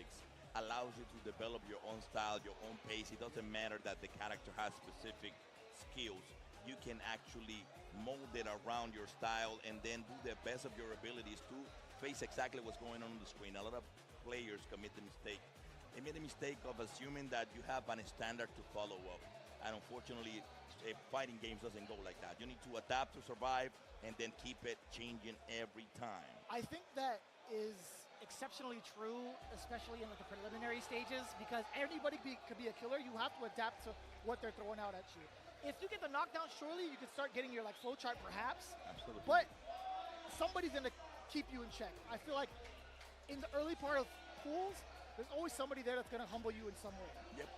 And because you most likely you don't know everybody. That's first of all. That's facts. You don't know everybody, and then you assume like, oh, I got these matches under control. For instance, you go like, oh, JP can, I know it by heart. And then you face a JP that he's doesn't doing what you're supposed to be doing, and then you got surprised. As you can see, you got this young boy is barely 12 years old. Brother, this is David versus Goliath. Exactly. Are you kidding me? Physically. He is the younger brother from the 2 guys that I mentioned from DR. This is the younger brother, 12 years old. The other one just turned 15 years old. And as you can see, look at that face. What can you expect from that? But don't get it twisted. Dude, he's got a He's jersey on. killer. If any of these kids have a jersey on, I'm treating him as a threat instantaneously. He is. I don't give a damn. He's a killer. and I can tell you, he played JP too. I don't know if he come up with another player, but he plays JP, and you will see what he's capable of. And you see that difference. You see this build-up guy right next to him. Dude, his bicep is the size of this kid's head. Are you kidding me? And then you have this kid, 12 years old. His father is the coach. He's around. He's the one who provides feedback to them, and then he keeps them on check, and we love it. We do love it. He's a player from the old school. He obviously quit on playing, and then he got the opportunity to actually be able to be there for his kids. That's just beautiful. So mirror match of JP. Yeah, we are going to go into a button check. Don't get twisted, by the way. El Fuerte RD versus Isaias? You can tell that he's a Fuerte, right? Maybe. Perhaps. Perhaps. I still think of every single tortilla that I've gotten hit by. It still drives me crazy. There's a guy that used to play in arcade. His name is Emerson. Shout out to Emerson. He was the only player in SoCal I felt like that was like the dominant El Fuerte player. So I definitely still have nightmares and like PTSD of that character. Well, El Fuerte actually made a lot of people got nightmares. Yeah. And the execution was incredibly crazy to be able to perform also, at the highest level. So there we go. We have the mirror match, El Fuerte versus Isaias. And then Isaias he's on the corner already. Let's see how he plays his card. I don't know what is the experience on the mirror match in that regard. So let's see what he come up with. This is truly like a testament to how much you know your character, right? I feel like from this part of the screen, something's got to give offensively, I want to say. Someone's got to rush in forward, and that's exactly it. Now, Isaias having this corner pressure is so much more beneficial. Although he's low on the drive gauge, him playing in the pocket is much more effective because he gets to drain the other player. Reactive, that's by default. We don't want to say that's reaction. No. That's in his age group. That's it. That's the normal. That's the standard. Yeah, man. For us, it's a lot. For him, it's just a regular state. It's cheating. There you go. He's cheating on the level 1 to finish him up, and he did this thing. So that's why, guys, you do have 26 frames to react to that. For me, that's like a microsecond. Bro, I can't even fathom that number. That's too fast for me still. That's why I'm up here, not there. I'll tell you what. That's right. We got a microphone. There we go. So, again, Isaias in control. Okay. The trade, Uka. Oh, the anti-air was, he got that as well. Unable to punish. He got the Labushka. Let's see. What is the mix-up? No. Moving on to the parry. We like that. But the driver versus a little bit too anxious. Isaias not ready for the punish, though. It was not. Not expecting to use that resource on that one. No anti-air from El Fuerte. Let's see what he got. Oh. I never want to hear that sentence again. No anti-air from El Fuerte. Please don't wish that into existence, Jorge. Okay. I swear to you. Oh, the teleport. He got it. Oh, wow. Almost dropped the conversion. He got the throw. El Fuerte has a CA on deck. Let's see if he can be able to pull it up. No, again, he keeps using the fake fireball to make him spend the bars on the drive. Great strategy, and Isaias got the round with the round and match. Nice work, man. Also checking the walk back, pretty important, right? Not going to overcommit any sort of string. It's a projectile. Keeping it really fundamental. Keeping it real basic. I like it. Yeah. Overhead. Beautiful. Doesn't get cleared by the older man. Okay. Then, clean jump after the... Oh, yeah. Wow. Oh, amnesia again, and you're still in the corner. Well, drive reversal, but then the ground spike again, the perfect parry. Yeah, not going to get a side switch per se, but I love that micro step forward to get the roundhouse. That was pretty slick. Fuerte, do you set up the snap? You sure do. Okay. Okay, the check on the teleport. Kind of rough.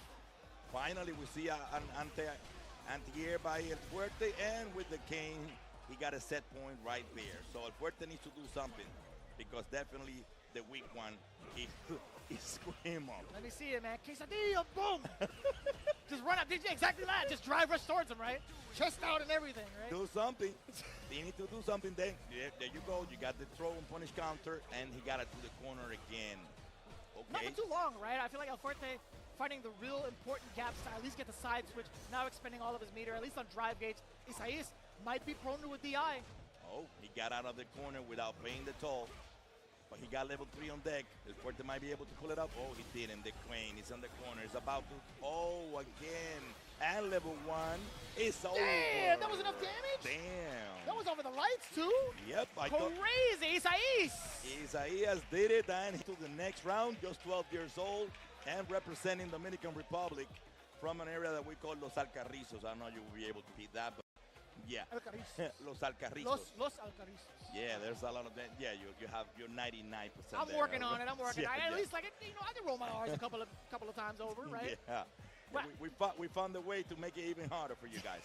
But yeah, Los Alcarrizos, that's a lot. That's a lot to say. I'll figure it out. I'm going to come out tomorrow and be like, yo, I figured it out. I'm going to Google Maps this area and be like, yo, I got you. But you know what's funny? Like, it's always going to be like a lose-lose situation if you're in El Fuerte's position, right? Like, if you win, wow. you beat a little kid, Yeah, man. he was just a little kid. You lose on stream, it's like, come on, man. Yeah, that's like, rough. please. I totally feel you, man. And then you get beat up and they're like, really, by a kid? I would have got bodied, too. Yeah. He had some real good, firm understandings of the matchup. He does have great fundamentals, and they have a great league, Los Alcarrizos, in the name of Eric Kauefe, which is Eric Koff, what people in English, you might say. So he's the leader of that area, and he always develop new guys, and these guys are actually live in the same area. They get in the same dojo, and they practice a lot. So great performance by the Los Alcarrizos team. You have people coming in and doing the thing.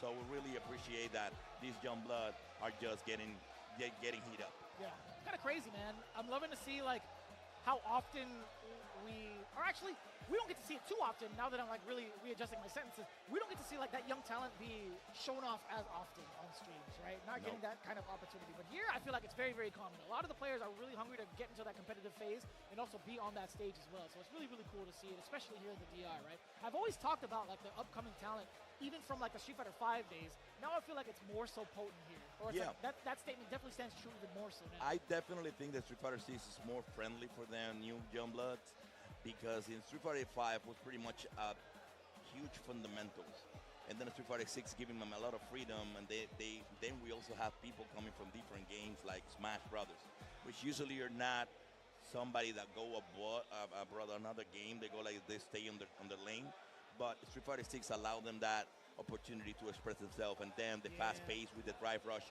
allow that opportunity for people from other games to cross over and do the thing. So I'm guessing that's another of the reasons why we see Youngblood get into Street Fighter. So finally we got Jimmy. Let's go. DR, the Evox scored Jimmy DR versus Wim from the United States versus Jimmy from the Dominican Republic. So we're going to have a great matchup here.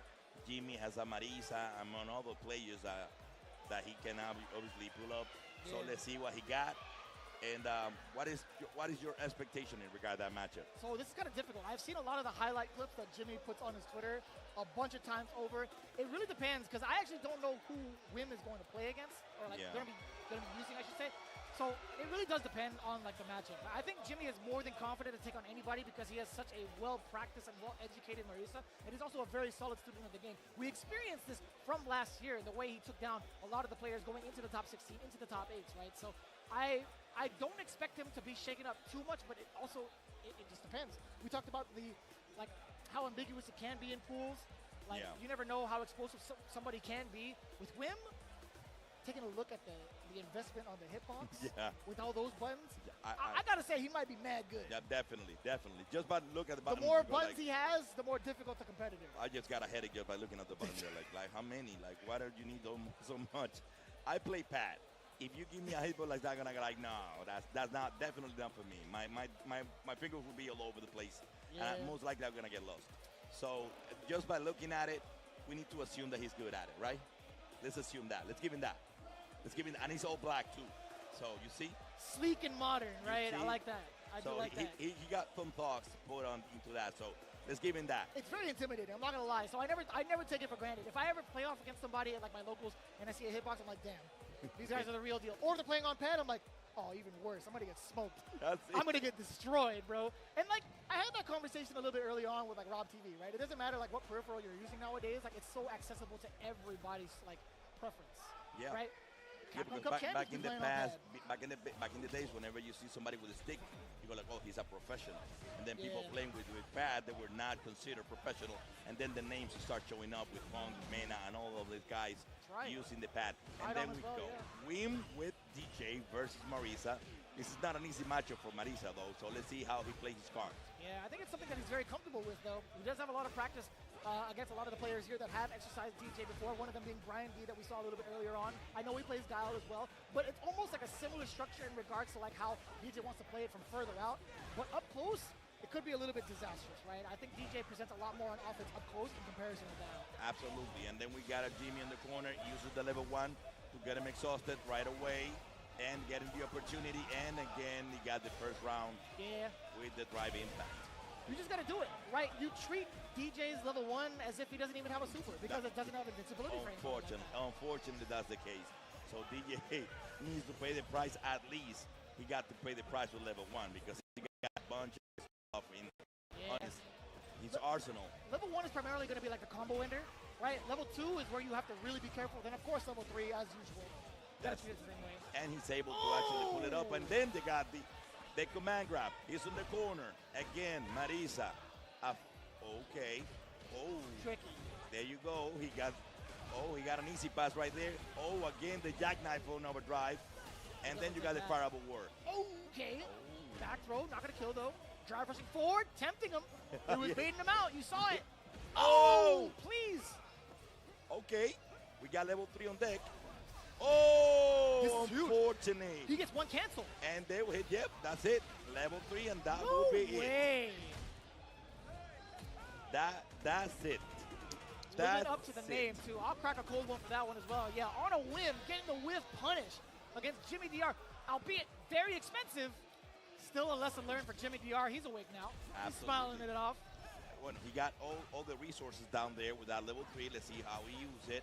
But he needs to take it to the corner of the jackknife. Okay, get off me. Ooh, they trade in the air-to-air. Damn, that was well spaced out, man. That was towards the end of the active frame. Absolutely. That was at the heel. It was pretty perfect. And then the air-to-air. Okay, Wim in control. Let's see what's up. The backdash. Ooh. That was sick. The swing. That was disgusting. And then you got him on the corner. Almost dead. Oh, the tech throw. On point. Oh, we baited him out. No, he baited. Oh! That was unfortunate. Let's see. Going to the corner, and now you're exhausted again, Marisa. That's not looking good. He got level 2 though. No way. Oh, hey. Oh! That was a good jump right I think there. every single person in the crowd knew exactly what was coming. Yeah, they were waiting for that Every jump. single person reeled back in their seats and started to yell. It was crazy. Wow. So Jimmy aggressive right now. The first round and the second.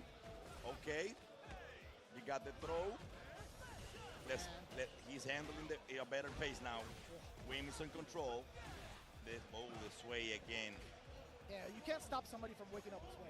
Unless they're close enough for the meaty, understandably so, but it's still in threat of an OD jackknife as well, right? Yeah, exactly. He's so fast that he can get away with it. There you go. You got the throw. So violent. Ooh. Oh, he didn't. Okay. That would be it. Level 1. No, he's going to use the jackknife to get it to the corner. Yeah, not going to kill. Oh, big commitment to nothing swinging. That was actually mad unfortunate. But yeah, I like the idea of getting yourself to the corner as soon as possible. Didn't want to spend a level 1. I mean, he wasn't going to kill it, right? So yeah, the jackknife again. Yeah, you have to do it. You got the response. Yeah, you need to do something about that drive rush really close. Oh, he didn't punish that. Again, this sweep. Trying to do it at the perfect distance, but now he's in the corner again, and the level 2. He baited it into the level 2, and that's it. Yeah. Thank you so much. Thank you for playing. Presented by Capcom. That was it. Thank you so much for choosing Capcom. Oh my God, that was it. Remember, we go to the final consequences now. Yeah, that's just how it goes, man. Wim looking pretty sharp, at least in the first game. Now throwing out a lot of risk. Maybe he's feeling the pressure. I don't know. That's also a really great response to the Superman punch using the slide. It is going to be low profile. Like, it is going to be pretty active anti-air. And also at certain angles, you do get the continuation to juggle with the jacket. Absolutely, yeah. That's a great technique, and apparently he's taking that into consideration. Whenever he's waking up, he's using the Superman jump. Ooh, oh, encounter. That was a good one. Oh, again. Oh, do not push any buttons in there. Please don't. Oh, you did it again. No, baby. Oh, no, like that. No. His only option out had to be parry. It had to be perfect parry. He didn't have enough life to rebuttal with the DI. I don't think he had enough time to press a button or like a throw. Nope. I don't think he did it, at least. So, yeah, but if you keep pushing again, he got that on purpose. You know a Marisa player is mad good when they anti-air that quick. That good, because it needs to be quite specific, and he baited again. Oh my God, Jimmy's in the zone. And he took it, 2-1. Victory for Jimmy DR. Great job. It looked kind of scary though. Yeah. It looked the first game. No, Wim was in control during the first matchup. I can tell you that. He was in total control during the first matchup. He was pretty much controlling the pace of the matchup. And you can tell that even though Jimmy started off as in control, then Wim took over, and that was it. That was the first one. But then Jimmy did the adjustments required, and he got it home. I think Jimmy kind of respected Wim a little bit too much, right? That happens a lot in preliminary play. You kind of see it, like you never know what to expect in pools, as we've kind of like hark on that message over and over again. But yeah, Jimmy DR in the first game was a little bit too weary. Well, let's say that he was actually paying attention to the hitbox as well as we did, and he was like, oh, let me see what this nigga got. Let's see what he got, right? Yeah. So after he saw that, I said like, okay, I got it already under control. Yeah. Let's do this. But I'm guessing that pretty much that's what happened. He was just like measuring him and evaluating what you're capable of with this DJ. Right. He faced here the DJ of crossover, which is great. We also have Badrock RD that has a great. He was actually a top 5 on Blink last year. Yeah. Badrock RD, and then so we do have several DJs in here to be able to get information on that matchup. But I think he was just measuring up to see what was the skill level that he was facing up. I would say that, right? At top level, that's usually how it goes. Whenever you face somebody that you never played before, you say, okay, let's see what he got. Let's see what he got on the first one. Yeah, we've experienced that, and I think in the first instance where we saw Tachikawa on stream, where he was kind of like shook a little bit, where he didn't know what to expect. Heck, even one of our other Capcom qualifiers, we had Blaz, almost died actually off of a single guess. He was down to the very last pixel. You remember that too, against the Akuma player. The Akuma player just came back to drive gauge. They had meter, they had 3 bars. They could have escaped the throw by backdash, or even done like OD uppercut, or even wake up with super. Yeah. So you never know what to expect. And I think that's the beauty of it. But at the end of the day, if you are a pro player, you gotta be sure to adapt as soon as that game is over. As soon as all that stuff had happened in the first one, you got to shake it off and keep going forward. And Jimmy DR has done a really great job of that. That's what makes the difference from a pro player to a regular player. That if you are unable to adapt in the moment, you might be able to lose right away. So he just did the adaptations required to move along. He measured his opponent, and from there he took it to the next level. Yeah. So kudos to Jimmy to move into the next round. And then we do have more action coming up. Yeah, plenty of matches, that's for sure. You guys are tuning into the C block, if I'm not mistaken, right? Yeah, that's we do have like a sample size of some pretty dominant Dominican Republic players as well, but also representation from LATAM too. You got like plenty other countries going into it. But yeah, right now, I think we're starting to leak into like Hochi, DR Gross, Udia Velorio. You got Louis-Man coming up right now. Louis-Man? Hell yeah. So I've been talking to him a bunch over at both SFL and also in person here in the Dominican Republic. I've been studying a lot of his like CFN matches as of late because I think him and Tori Meshi have been doing a great job of like evolving Dhalsim in some of the matchups against the meta, right? I've really enjoyed the way that Louis-Man plays against a lot of the Rashid and Ed players thus far. And I don't know who he's going to be playing up against per se, but I will say this. I think Dhalsim might be a pretty significant threat against both of those characters, Rashid and Ed. It is indeed. Regardless of the speed that you might find in it against Dhalsim, the experience that Louis-Man has with a Dhalsim for, I will say, 10, 12 years playing Dhalsim in every single instance of Street Fighter. So yeah, he's a guy that has that level of patience that is required to master a character so difficult to play like Dhalsim. And in this Street Fighter 6, it was not as a good character as it was in the Street Fighter 5 at the very beginning. Then he got some adjustment, and then he started to lighten up now. So Dhalsim players got a little breather. Let's call it that way. Yeah, I think he's in a very interesting position, right? I think he's like in a very interesting boat where not a lot of players are going to be investing the time into Dhalsim. So in that regard, it doesn't necessarily like show off a lot of the tech he can show in regards to like certain matchups, right? So it's hard to expand this character when there isn't as much like footage of pro play out there as often. Absolutely. Yeah. So we got Rima versus Daddy David doing the thing. Papi David. Yep. Kimberly versus Dhalsim. He already in the corner. Okay, the jump, and then you got the parry. Oh, level 1 right away. Let's get some of that drive away from you. Yeah, and look at that. Luiman is not really pressed about getting out of the corner just yet, right? He wants to force the mistake first, and that's really so smart. Most players are thinking to themselves, all right, well, if my back's to the corner, I have the mobility to get out of there. You're at risk if Kimberly is looking for it, right? Her crouching heavy punch is such a potent tool for anti-air because it hits at such a sharp angle. Yeah. It is crazy how effective is that elbow. Yeah, and then Riemann knows that he uses his distance and his patience. He's so good, Stay in the man. corner. He does. You can do whatever. I'm doing me. That's Yes, what he does yeah, with Dhalsim. So I'll throw Yoga Fire and I'm good. It makes it feel like you're playing a one-player game, right? There's not a lot of characters that kind of force you out of the typical Street Fighter game. Dhalsim and definitely Zangief are two of those types of characters. Yeah, because it's the complete opposite of what they're looking for. Dhalsim is comfortable in the corner, and Zangief says, round 1 fight, I'm start walking towards you. Yeah, and let's see what you're gonna do. And there you go. He's so comfortable in the corner. You gotta respect it though. That's it. That's it. You can't continue on with the combo as soon as the glowy fire stuff is definitely got. As soon as it's out there, you are no longer allowed to press buttons. Wow, that was amazing right there. How he handled that. There you go. You got the punish. Oh. 3 hits. Oh, the perfect parry. Damn. And then he gonna use it. Oh, wow, that's a great parry. And then you got the hit. Oh my God, that meaty. Oh, yes, sir. He was ready, and that was it. Yeah, it doesn't even expand anything else, right? That was actually beautifully done. Crouching heavy punch of all normals to get yourself ready for the drive impact. Luiman is experienced, brother. Wow. Isn't it 1-0, I guess, right? Let's see. That is correct. 100% correct, yeah. Okay, yeah, Luiman won the first matchup, and then he got it on the corner. Perfect. Oh, okay. Then we got the combo, and again, I got the patience.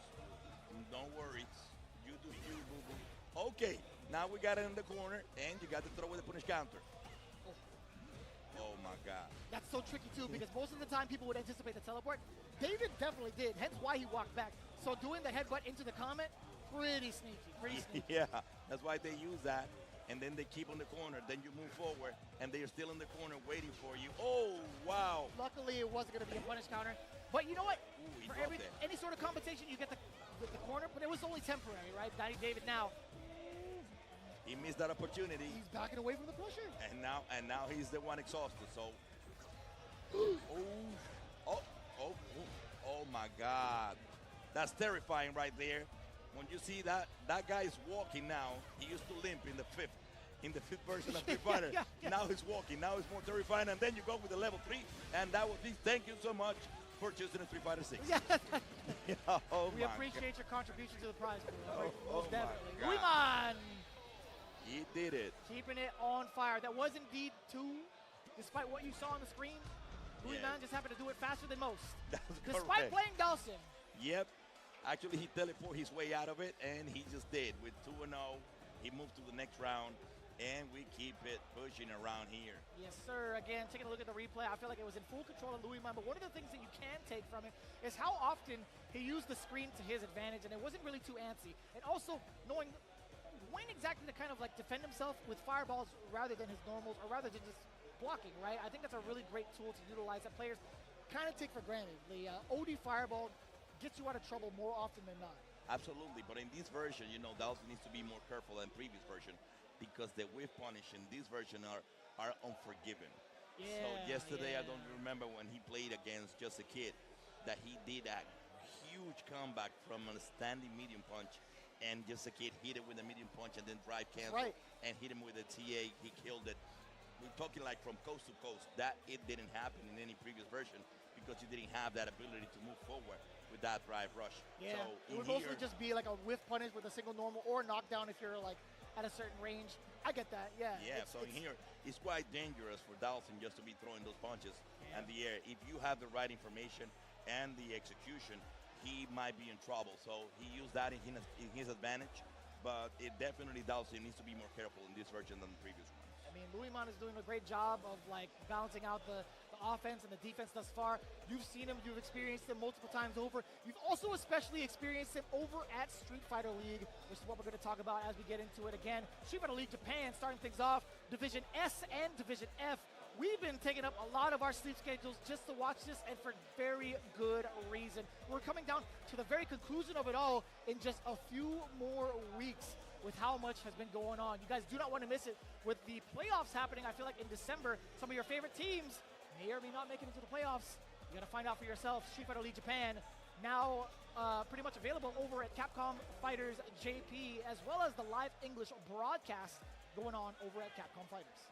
That's correct, guys. Don't miss the actions because we do have a lot of options coming up in our way. Remember that the Street Fighter League in Europe is actually from November the 15th to November the 26th. So make sure that you don't miss any of that because all that action will be available in YouTube and Twitch. The video on demand will also remain available afterwards if you're unable to catch up live. But there's a lot of players doing their thing in the Street Fighter League Europe, so please take the opportunity to enjoy that. Most definitely. They're starting to roll out the rosters as well, but one thing is for sure, we've already established the rosters for the thing that we're on as well. Street Fighter League US. We got the Bandits led by Mena RD. We got FlyQuest led by Punk, Cloud9 and JB, Shopify Rebellion with Knuckle 2, of course, Fighting Spirit making their return with Oil King, and our other favorite, Red Rooster with Mono. You guys can check it out every Wednesday. In English with myself, Rob TV, and now Tasty Steve going forward, and of course, Jorge Po. Yeah, I'm Jorge Po Dantelin. We're doing it on Spanish on Capcom Latam every Wednesday, 8 p.m. Eastern Time. So make sure that you just tune in to get those live actions matchups. It's just fantastic what we're doing. The Red Rooster team has Uriel Velorio in this instance. So, and they also have Boost from the East Coast. The East Coast. So it's just so fantastic having so many people. And then you got Brutus in Red Rooster team with the Zangief that is giving huge surprises. And I will say that Zangief, when it comes to the Street Fighter League, it is, I will say, a problem for some people that are still afraid of him. But at the same time, you got people that say like, oh, I'm all for Zangief. I'm looking for that type of matchup. Zangief is one of those characters that when you become a specialist, as I am, as you can see, I saw that pin earlier. Right here. It's pretty hype. That pin, I love how you can spin it. It's like an SPD. You got the red cyclone right behind it. So that's why you gotta love it when it comes to Zangief player. I am one of them since 1991, doing my SPD, so we love it. Yeah, a long time ago. Don't say that out loud. Don't say that out loud. Hey, man, you said it yourself, brother. My bad. That's all you, man. I walked myself into it. I'm sorry. I'll tell you what, I'll give you plenty of time to recover that because it is truly time to get ourselves ready for the next set of matches. And, of course, it's a perfect time to get those egg rolls in. As always, Pagoda's been a pivotal part of the Capcom Pro Tour. And guess what? They're going to be happening, actually coming through for a lot of the other events going forward. So, in the meantime, crush those cravings. We'll get you back seated and ready for the rest of the pools right after this quick break.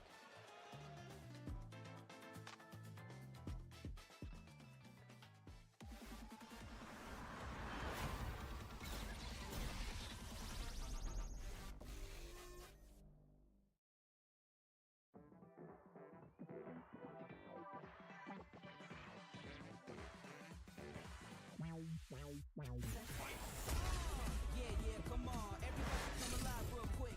Battle of the strong, survival of the fit. Take your best